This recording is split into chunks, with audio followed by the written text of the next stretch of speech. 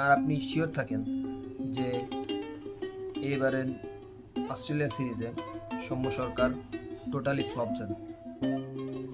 এটা so definite must যে ওর batting approach capability নিয়ে কোনো প্রশ্নই নেই, সৌম্য সরকারের ক্যাপাবিলিটি নিয়ে কোনো প্রশ্নই নেই।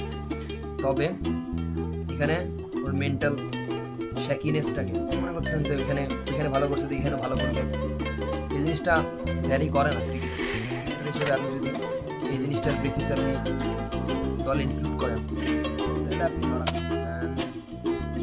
জানি না কতটুকু কয়টা ম্যাচ খেলাবে, আদৌ খেলাবে কিনা সৌম্য সরকারকে, ফ্লপ হওয়ার সম্ভাবনাই বেশি।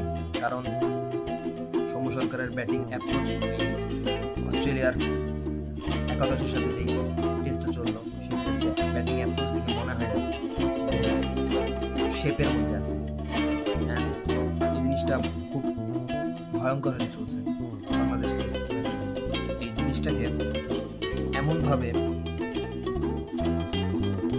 ইমপ্রুভ করতে হবে সৌম্য সরকারের ব্রেনের মধ্যে যে সে অস্ট্রেলিয়া না, নিউজিল্যান্ডের সাথে খেলতে। For the best, run out.